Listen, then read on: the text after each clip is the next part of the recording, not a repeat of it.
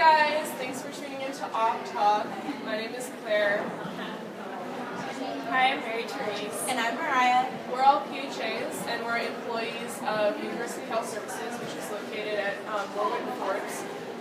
Today is Free Condom Friday, so we're doing our Awk Talk event, which is our new program where we answer anonymously submitted questions about sexual health. We also do programs, more programs about sexual health. We also do programs about alcohol safety, drug abuse, and stress management.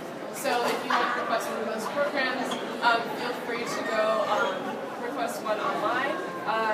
So we have 3 questions for you today, and we have a little bit more information. So as a disclaimer, we are not medical professionals. Any information you hear from us is just general sexual health information. This is not advice, and it shouldn't be taken as such. If you have an urgent or immediate question, definitely go see your healthcare provider, and they can help you out. Yeah, so before we get to our first question, I want to discuss what we're doing today.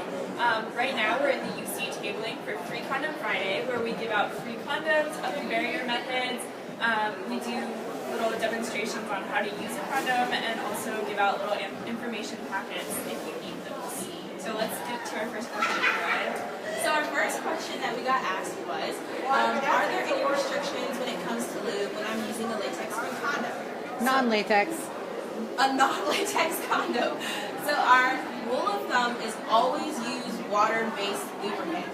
Water-based lubricant is super compatible with our skin, inside and outside, and it's also super compatible with any type of condom material. If you do find yourself not having any water-based lubricant, stay away from the household products. This includes Vaseline, massage oil, gentle lotion, or anything that doesn't specifically say for personal or internal use or legal health. A lot of lubricants will very clearly state that it's for personal use, and if it doesn't have that label on it, stay away from it. So if you're going to use latex condoms, it's important to know that latex is an oil-based product. So when you're using those household products that I just mentioned before, those are also very oil-based. So when you're mixing an oil-based condom with the oil-based products, they kind of dissolve each other. So these oil-based products that you find at home, they can deteriorate the condom, they can make it tear, and they can just compromise the strength of the condom. So make sure that you're staying away from those household products.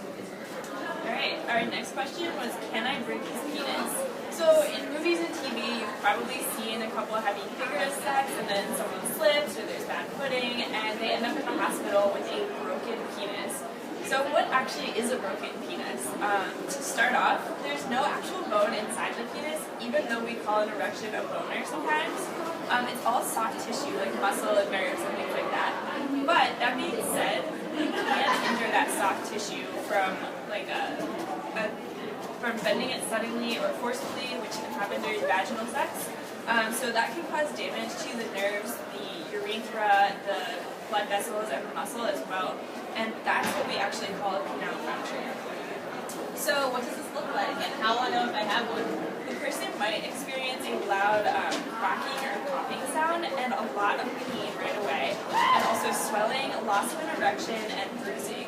So if it doesn't look right, it's always best to go see a medical professional, see your doctor, just get it checked out, because if you don't get a penile fracture treated early with either surgery or other methods, then you can have further medical problems later in life, like erectile dysfunction.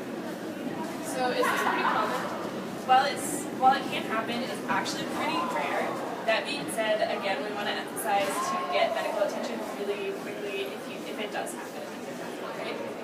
Awesome. So we're going to move on to our third question, which is, can I take the morning after pill too many times? The answer to this is that there's no definitive research or answer right now on whether or not it can actually be taken too many times.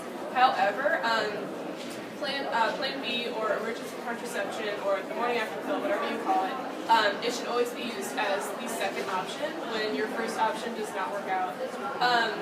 So if you find yourself taking it pretty often, you may want to see a doctor and talk to them about getting a more regular contraceptive method, since it's not recommended to use it a bunch of times in a row. It should be just for emergencies only and not for regular. So if I I get it? So you can buy emergency contraception or Plain B at any pharmacy. You can buy it at places like CVS or Rite Aid. You can also buy it right here on campus at UHS. And yeah, it's over the counter, so you don't need a prescription for it.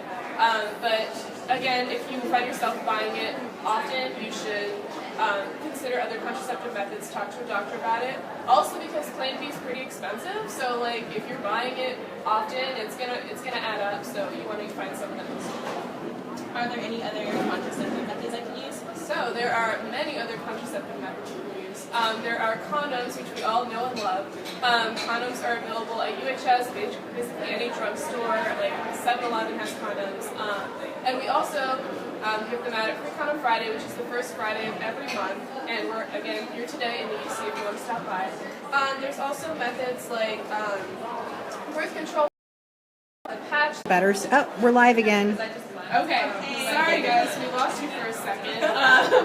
So yeah, once again, there's a whole bunch of contraceptive methods, so you can use whatever works for you best. Talk to a doctor about what you think will be best for you. Yeah, so that's our last question for today. Feel free to submit more questions online for our next Awk Talk, which is next month, same time, same place. It'll be at 12 p.m. the first Friday of the month, and we'll post on Facebook about it.